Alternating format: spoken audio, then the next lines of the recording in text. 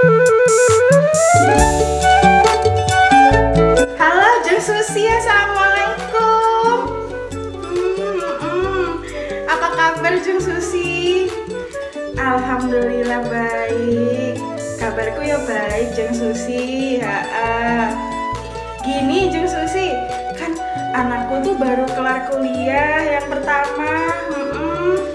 Nah gitu. Nah terus kan kebetulan nih lagi bukaan CPNS ya.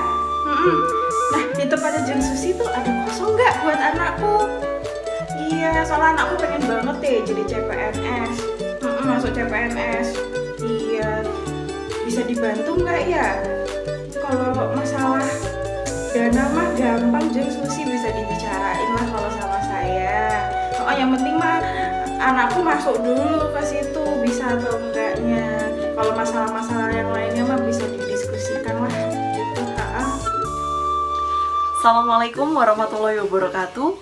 Berjumpa lagi dengan saya Adelia Desi Prawestri, peserta Latsar CPNS Kementerian Agama tahun 2021 yang diadakan oleh Balai Diklat Keagamaan Semarang. Nah, teman-teman semua pasti sudah familiar dengan adanya contoh video yang saya berikan di awal tadi, di mana ada seseorang yang ingin mengikuti seleksi pengadaan pegawai negeri sipil tanpa melalui proses rekrutmen yang jelas, atau kalau bisa kita simpulkan adalah menggunakan jalur belakang yang tidak jujur. Nah teman-teman, contoh seperti yang sudah saya berikan di awal tadi merupakan salah satu contoh tindakan yang tidak mencerminkan adanya manajemen ASN yang baik.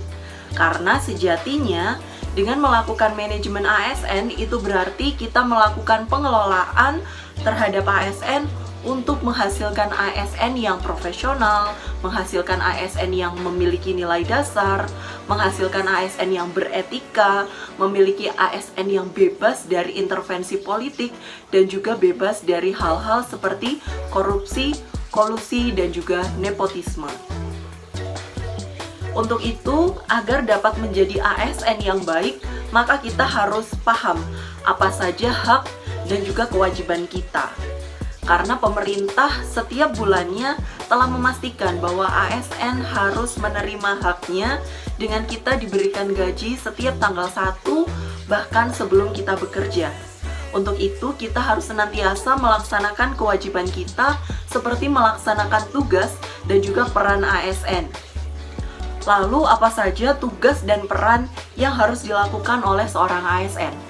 Yang pertama kita punya bahwa ASN ini harus senantiasa melaksanakan kebijakan publik. Artinya seorang ASN harus melaksanakan kebijakan-kebijakan yang telah dibuat oleh pemerintah untuk terciptanya masyarakat yang adil dan damai. Kemudian ada tugas dan peran ASN yang kedua, yaitu memberikan pelayanan yang profesional dan berkualitas kepada warga masyarakat. Dan juga ada tugas dan peran ASN yang ketiga, yaitu mempererat adanya negara kesatuan Republik Indonesia dengan tidak melakukan hal-hal yang dapat memicu terjadinya perpecahan pada NKRI ini.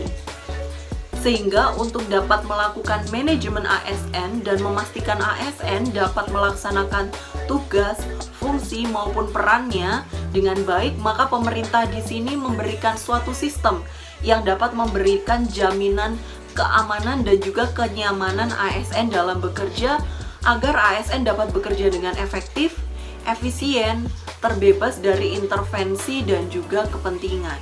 Sistem ini dikenal dengan nama sistem merit. Sistem merit ini merupakan suatu sistem yang dapat membagi ASN untuk dapat melaksanakan tugasnya sesuai dengan kompetensi dan kualifikasi yang ada. Dan tentunya tanpa saling membeda-bedakan menurut suku, agama, ras, budaya, maupun adanya kecacatan secara fisik. Maka pemerintah sekarang ini sudah mulai melakukan kegiatan manajemen ASN yang baik dengan melibatkan teman-teman kita yang memiliki disabilitas, baik itu tunanetra, tunarungu, ataupun tunawicara. Salah satu contoh penerapan dasar dari merit system ini adalah adanya penerapan dari prinsip fairness, di mana dapat kita lihat melalui penerimaan CPNS pada beberapa tahun ke belakang ini.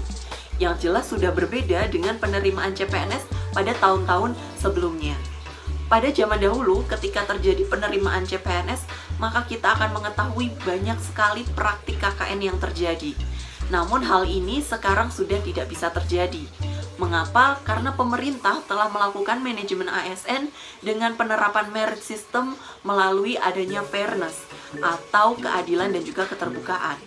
Sistem penerimaan CPNS pada tahun-tahun sekarang ini sudah menggunakan satu sistem komputerisasi yang terintegrasi, mulai dari tahap pendaftaran, tahap seleksi berkas, tahap seleksi bidang, maupun tahap seleksi dasar.